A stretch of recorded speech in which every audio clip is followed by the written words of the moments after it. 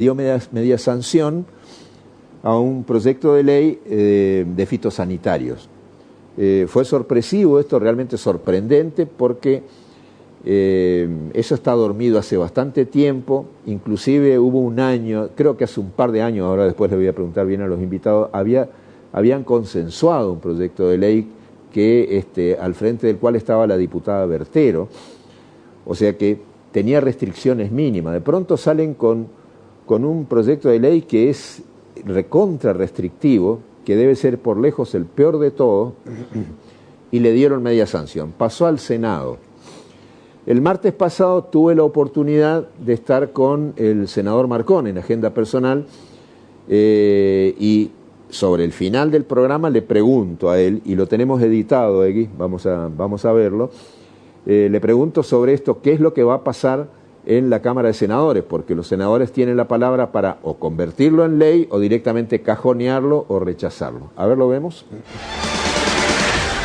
Fitosanitario. Diputados acaba de votar algo que es durísimamente criticado ya por la gente del campo, de establecer la prohibición del tema de los agroquímicos a no menos de 1000 metros del lugar poblado. De esa forma se perderían cientos de miles de hectáreas de sembrado. Bueno, yo no sé cuánto tiempo estuvo diputados para poder amalgamar en un proyecto, porque creo que había varios diputados, varios proyectos en diputados, perdón. Ajá. Ahora llegará a nuestra Cámara, nosotros le daremos ingreso y empezaremos a analizarlo. Tranquilo, que no. Está bien. A ver, no somos el hijo de la pavota en la Cámara de Senadores, y no queremos decir que el diputado haya sancionado algo que no corresponde. Nosotros le daremos el análisis correspondiente y haremos las consultas que debamos hacer para ver si están dadas las condiciones como para poder aprobar. Tranquilo, que acá nadie tiene la pistola en la mano. Y nosotros hasta a través del diálogo hemos trabajado durante estos 8 años. Nadie ni nada nos va a hacer levantar la mano con los ojos cerrados, que se queden tranquilos. De todas maneras, Marcón ratifica lo que dijo aquí una vez, de que no tiene por qué haber restricciones ni distancia y ese tipo de cosas. Y en muchos países del mundo no existe franja, y en otros sí, y creo yo que haciendo una adecuada capacitación en lo que refiere a la dosificación, la aplicación y la forma de hacerlo, yo sigo pensando exactamente lo mismo. De igual modo, bueno, una cosa es hace 5 años atrás y otra cosa es ahora, porque hay muchos fertilizantes o herbicidas, o no sé cómo llamarle, que han ido mejorando la calidad en cuanto a la nocividad para con el ser humano, pero al mismo tiempo también hay mucha preocupación en la sociedad respecto de esto. Nosotros lo que vamos a hacer es balancear, pedir opiniones, escuchar a los que tienen más conocimiento de esto. Parece que es lo que no hicieron los diputados. No sé, eso yo no lo puedo decir, pero bueno, digo que no se desesperen, que el punto de equilibrio debe estar en algún lugar y nosotros vamos a trabajar para lograrlo, para encontrarlo.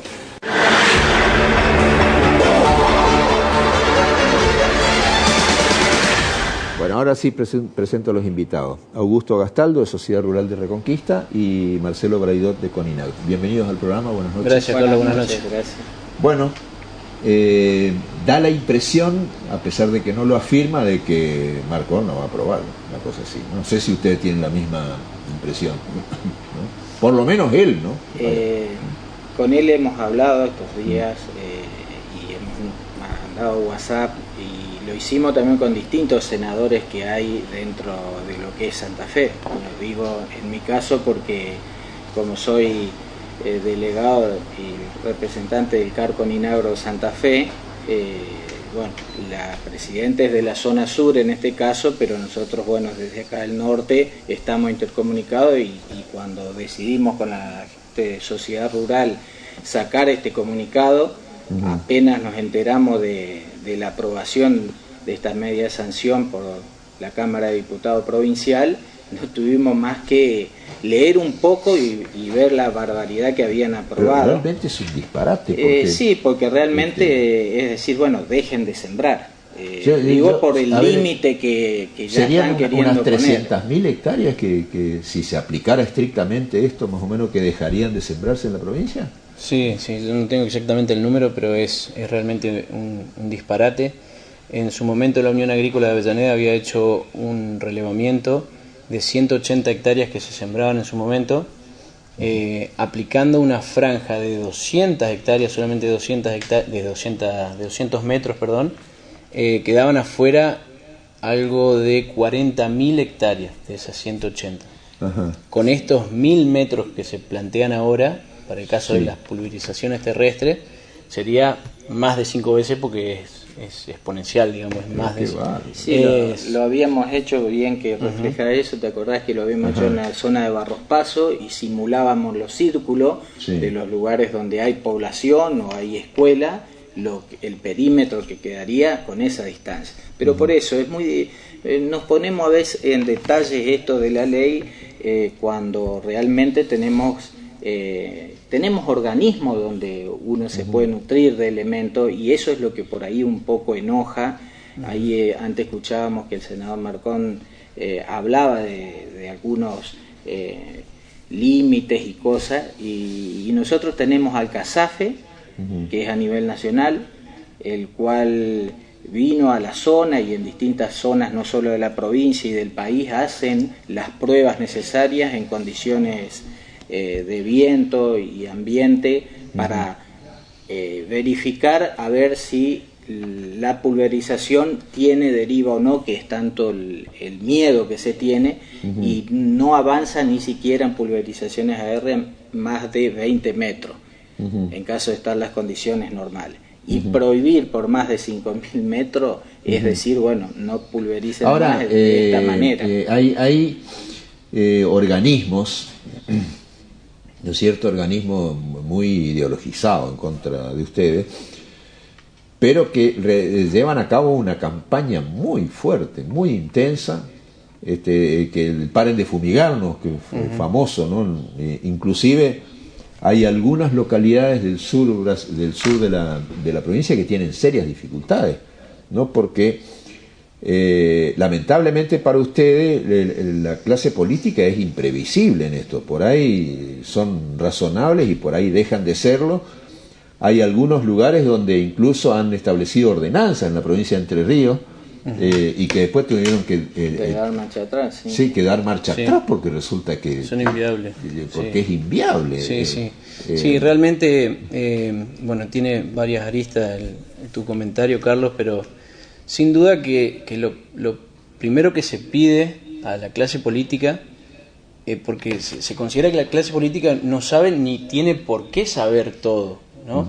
Entonces, que se respalde dentro de las instituciones que realmente tienen estudios y trabajos hechos, y también en las instituciones en las que representan la parte involucrada en las leyes que quieren sancionar. Y eso no sucede. Realmente hay equipos de trabajo trabajando de forma importante, haciendo estudios, proyectos, para ver la manera de que no afecte, o que afecte lo menos posible el impacto en las leyes que ellos digamos, intentan. Sí, pero no solamente eso, además ellos tienen, el Estado, la Cámara le da fondos bastante como para que contraten asesores. También, exacto. Es decir, es cierto, no tiene la obligación de saber de todo, porque ahora bien, digo que esa campaña es muy fuerte por parte de estos sectores, y llegan incluso a engañar a gente de buena fe, que el tema del glifosato que está, y eso me gustaría que expliquen ustedes, porque lo dicen por aquí, está demostrado incluso que tiene una categoría de ¿cómo es? De agroquímico muy poco invasivo. El glifosato Marcelo a lo mejor lo sabe mejor que yo, pero es de los productos que menos toxicidad tiene inclusive. Pero digamos, es parte de este fenómeno que se produce de los temas mediáticos o de moda, que también yo creo, para profundizar un poco e intentar explicarse uno por qué llegan estos temas a tener tanta repercusión, creo que hay una cuestión contra el campo, una guerra planteada desde hace muchísimo tiempo, que se fue profundizando estos últimos años, y que intenta eso, digamos, buscar motivos para el cual tener, digamos, un choque permanente contra el campo.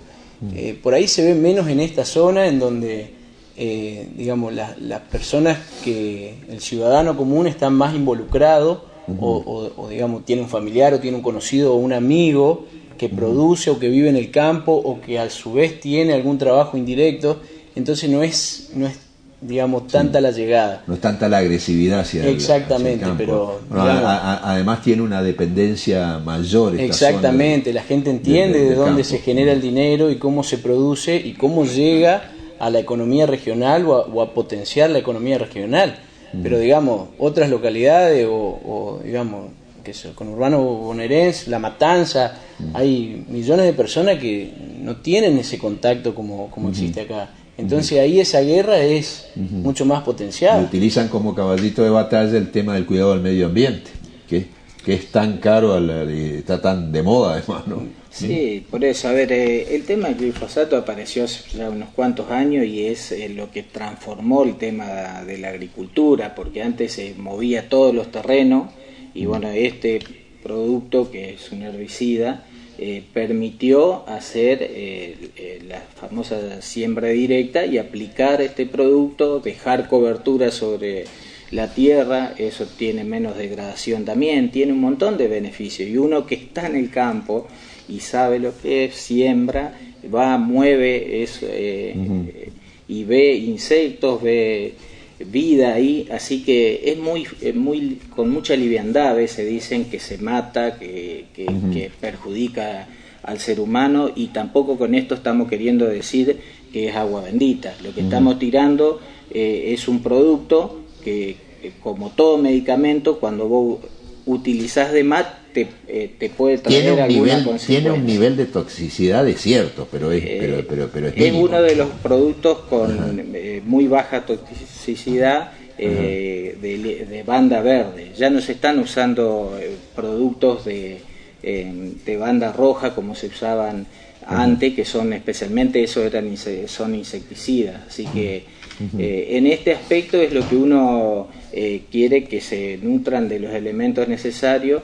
También nosotros dentro de la provincia estuvimos trabajando con Coninagro hace 2 años atrás con algunos otros proyectos en el tema de Coprovesa, que es la Comisión Provincial de Sanidad Vegetal. Entonces ahí uno se encuentra con gente del INTA, con el Colegio de Ingenieros Agrónomos, que son afines a nuestro rubro, sí, pero bueno, justamente ahí es donde tiran y todo el sustento técnico que ellos tienen para ver cómo se puede legislar. Está bien.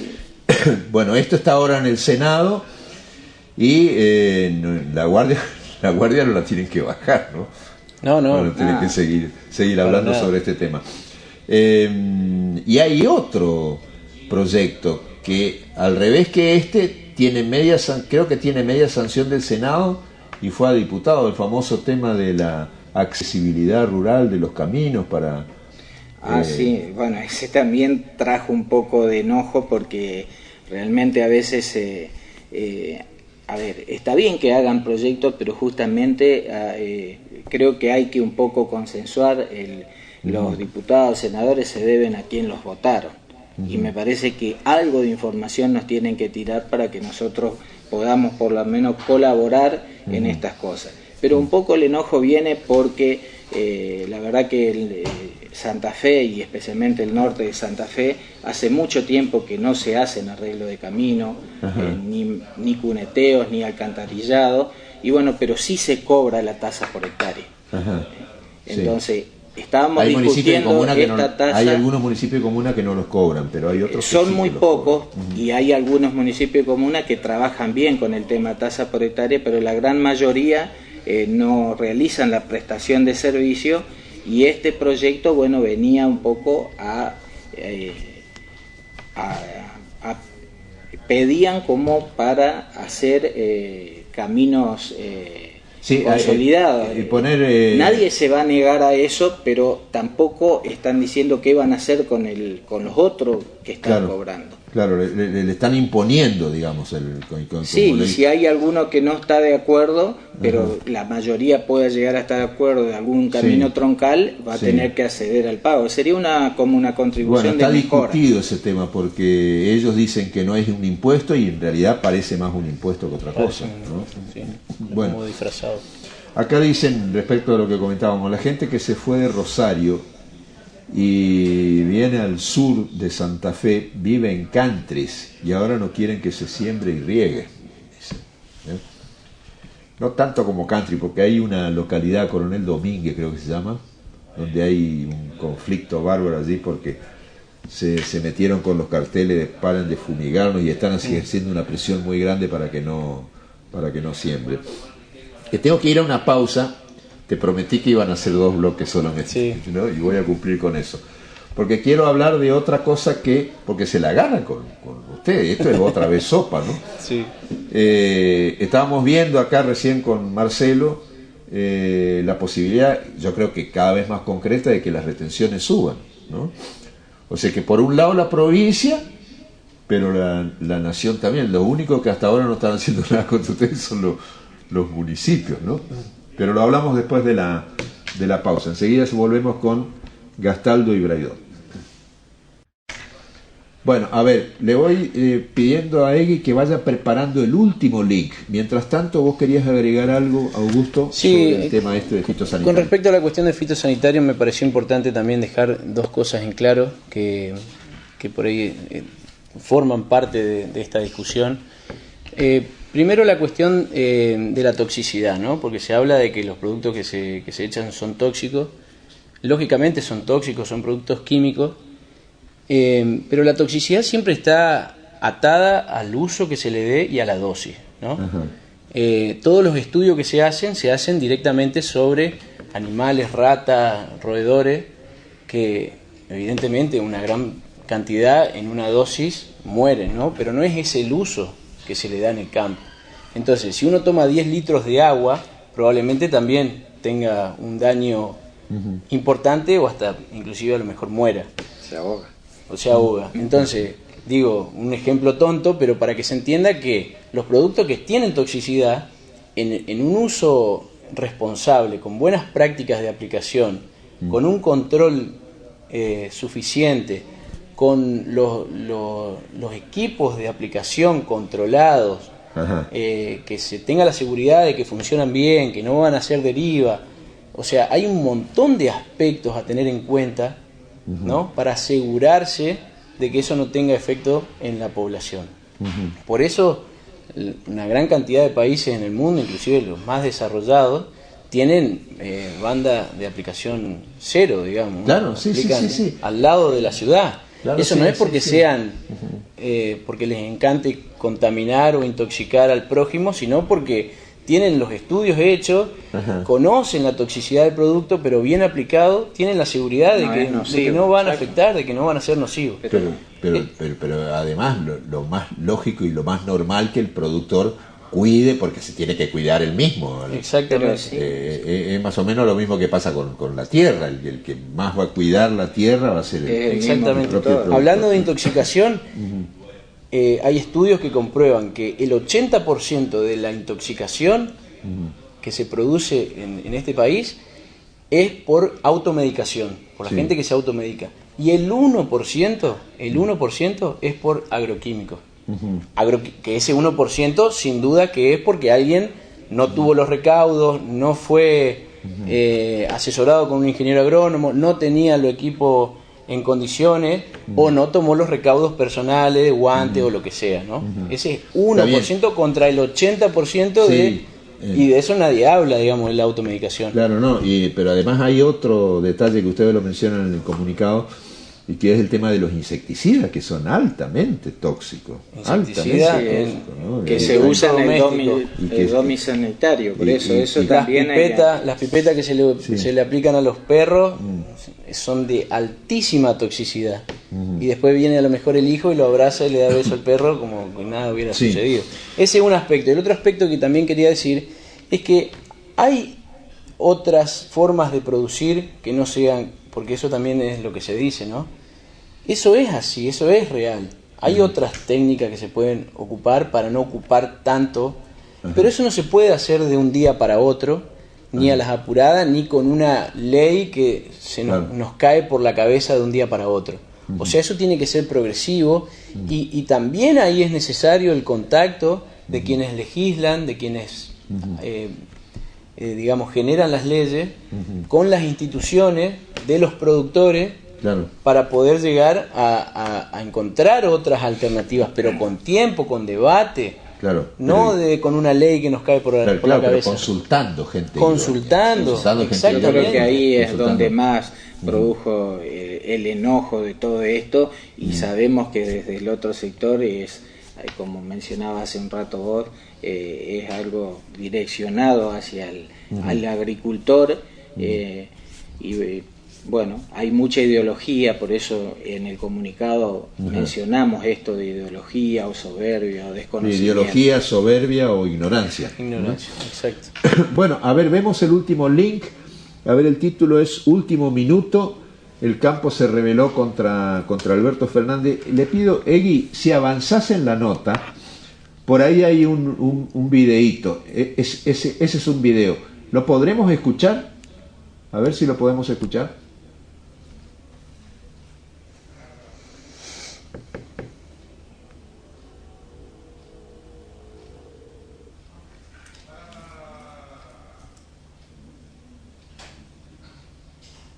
Y puntos de encuentro. Marchamos, pero no alcanzó. Las urnas eligieron a Fernández. Respetamos ese resultado. Y trabajaremos como siempre por el bien del país. Pero que nadie se equivoque. Aceptar la decisión de la mayoría no significa permitir que nos pasen por encima. Estamos organizados y trabajando a lo largo y ancho del país. Y al costado de las rutas, en cada ciudad, en cada pueblo, estamos conectados y alerta. Para responder a cualquier medida autoritaria y abusiva. Delirios como una justicia militante. La reforma agraria o la persecución a la prensa nos encontrará juntos y más fuertes que nunca. Defenderemos la libertad. A los abusos, a los aprietes. Y el saqueo, les decimos, nunca más. Nunca más. Bueno, campo más ciudad, eso, ¿no? Está fuerte eso, ¿no? Y de paso está recordando con las imágenes lo de la 125. ¿Puede volver a ocurrir una cosa similar teniendo en cuenta que se está hablando de retenciones, de nuevo la soja en el 35, el maíz en el 15, el trigo en el 20? Marcelo, bueno, los dejo a ustedes que hablen. Yo creo que la reacción ya está. Primero que yo sería un poco más cauto en el tema de que, bueno, fue elegido por la mayoría del pueblo, pero veremos las medidas que después del día que asume, lanza. De todos modos, si están ya tirando el tema de retenciones y todo esto contra el campo es porque algo va a venir.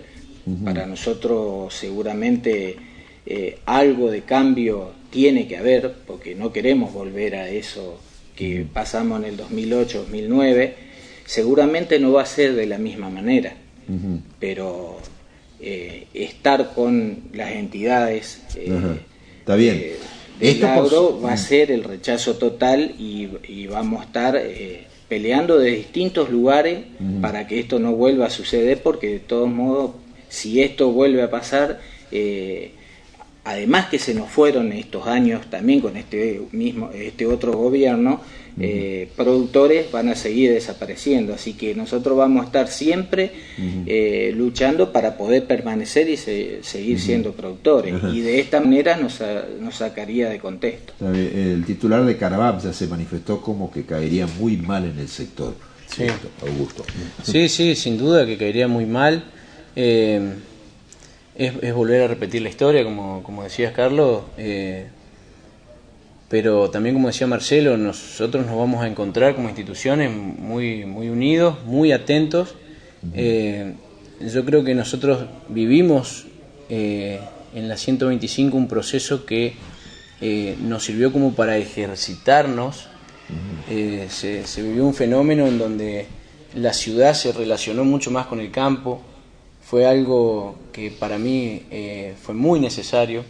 La ciudad entendió cuál era la problemática, cuál era el reclamo del productor y se sumó a la lucha.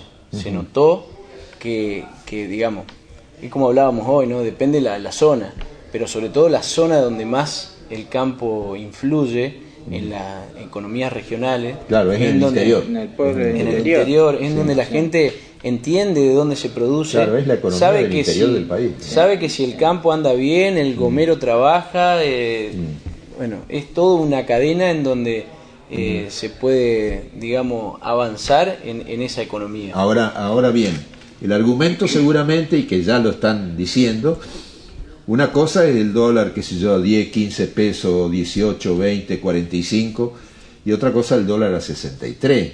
Tiene un dólar súper competitivo, un tipo de cambio súper competitivo, y entonces no tendría que quejarse tanto. Eso es lo que dice. No es tan así, o sea, sabemos que cuando el dólar está retrasado nos perjudica aún más. Cuando está mejor, seguro nos ayuda, pero por el otro lado, todo lo que nosotros producimos está a valor dólar. Entonces, no es que es tan así que si tenemos un dólar alto, vamos a estar o va a sobrar. Justamente todo lo que nosotros ponemos en los cultivos está a valor dólar, está muy atado a eso. Todo en dólar, sí, todos los insumos están en dólar.